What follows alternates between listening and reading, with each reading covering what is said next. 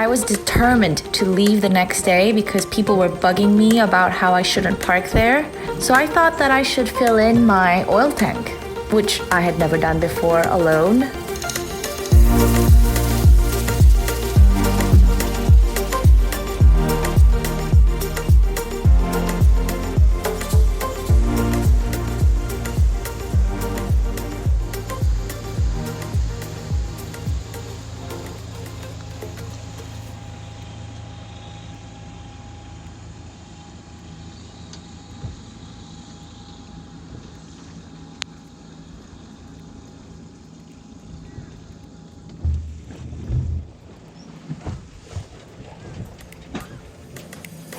And finally the next day I set off, and it was much easier this time because, thank God, the waves weren't as strong.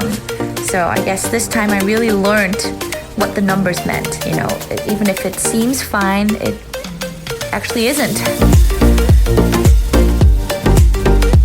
So now I was heading to 용초 Island, which I didn't have much information because nobody around me had ever gone there on a yacht. But I looked at the map and I looked at a lot of other maps, and I decided, you know what, it looks fine.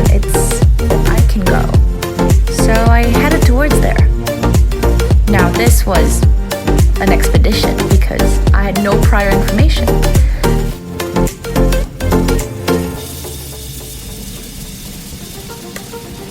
The wind and the waves were strikingly different from yesterday. It was actually so slow that I couldn't put up my sails, but I think it was for the better because I needed a little break.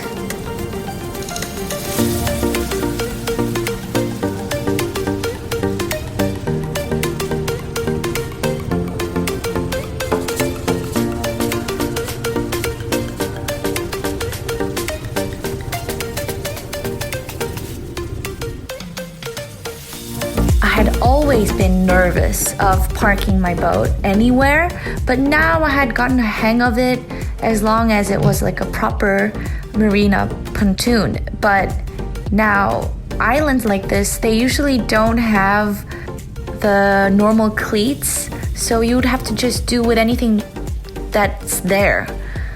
So the night before, I had done a lot of image training in my head, thinking, okay, so if there's this kind of rope hanging by, I will use a bow line, or, you know, I had to keep thinking.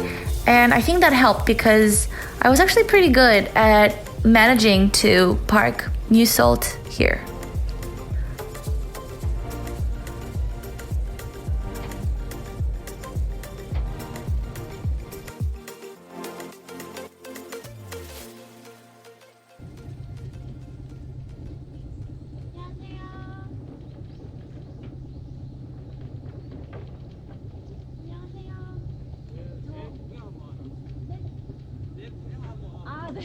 저 오늘 근데 5시쯤에 나가는데 괜찮나요? I was in great luck because the people in 용초 Island were very nice. The fishermen will give you a lot of difficulty parking there because, I mean, I kind of understand because it's their working place and you don't want any disruptions from people you don't know, but sometimes they're kind of unreasonably hostile, but this time they were very nice.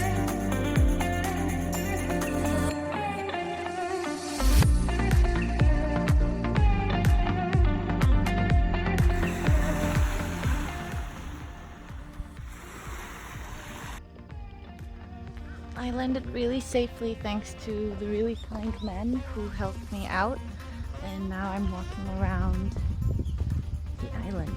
It's really different from all the other islands that I've been to because I think not many tourists come here. The entrance is not bombarded with overpriced restaurants. I'm walking down the road that I saw while I was coming from that way, and I wanted to walk here. So now I'm walking, and I think at the end of there was the abandoned school. And on my way back, I think I'll try to go there. That was the entrance. I'm really happy because everybody today told me that I shouldn't come here. And when I came here, the man said he was very welcome, so I'm really happy.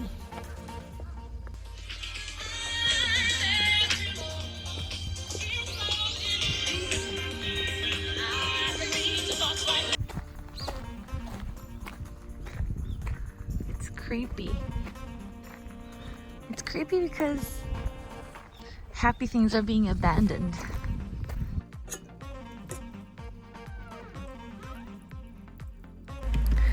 So I took a lot of color photography on this island, and if you have followed me for a long time, not just on my YouTube, but on my Instagram, you probably know me as the black and white film street photographer. And for some reason, after sailing, I've kind of been more interested in color street film photography, and 용초do Island was perfect for that. There were a lot of faded colors everywhere and traces of people's actions and just their lives. It was a very quiet island overall, but you could see traces of people everywhere, which I loved because I'm in a state where I'm too vulnerable and too fragile to have too much interaction with people. But I had a lot of fun here shooting things that I usually wouldn't have noticed, but being on an island, it kind of made me concentrate on the only things that were in front of me. And I took my time photographing everything because unlike people, things on the island, they don't move. So that was good practice for me to see what I liked, to see what intrigued me now.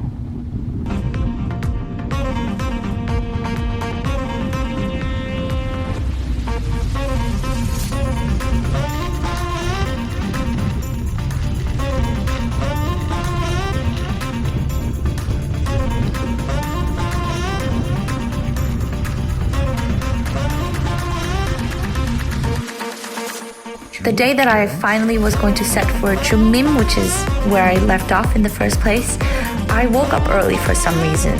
I am not the kind of person that is good at waking up early, especially if it's cold. I don't know why, but I get scared of that. But this time I did. I think it's because I was the only person to take care of the boat and make sure that it goes back to where it's supposed to be. So yeah, chop chop, I started to sail off.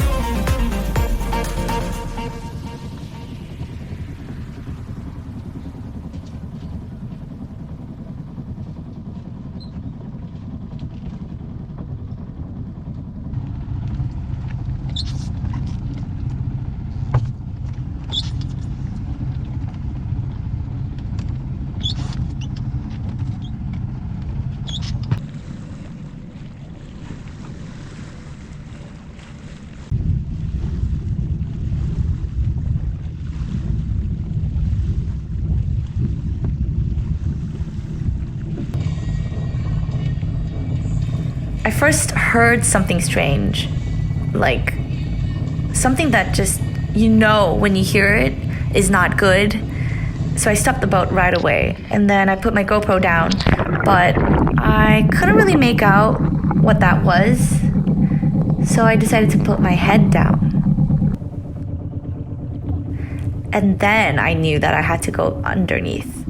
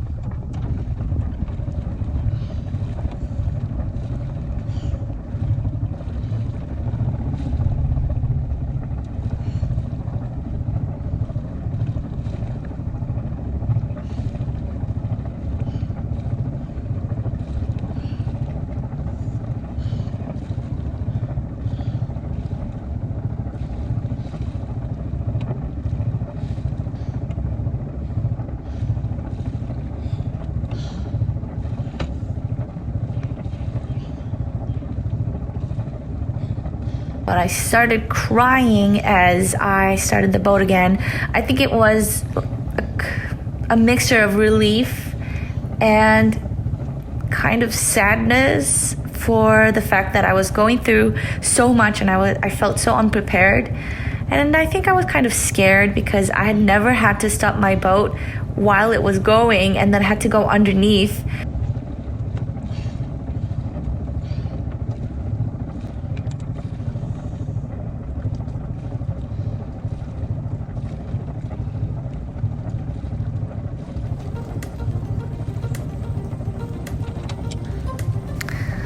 I think this experience really taught me that if I set my mind to it, then I can do it.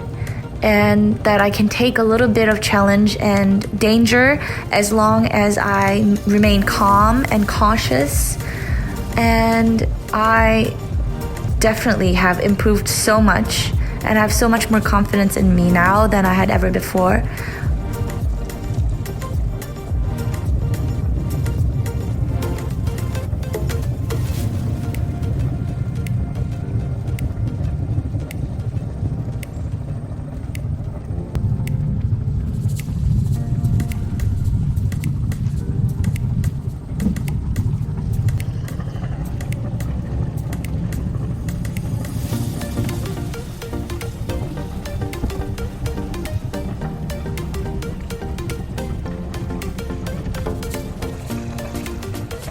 I would definitely do it again, but because I know how often I might have to dive in, I think I will save sailing to the springtime.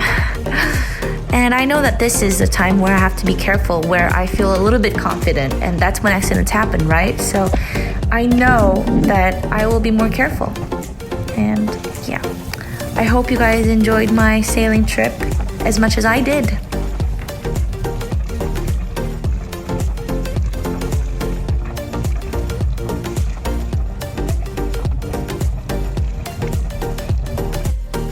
Lay it all out. No! Ugh, it's all smushed. I don't think I'm gonna be able to eat this cheesecake. I mean, I guess I'll eat it if I'm desperate, which I probably am gonna.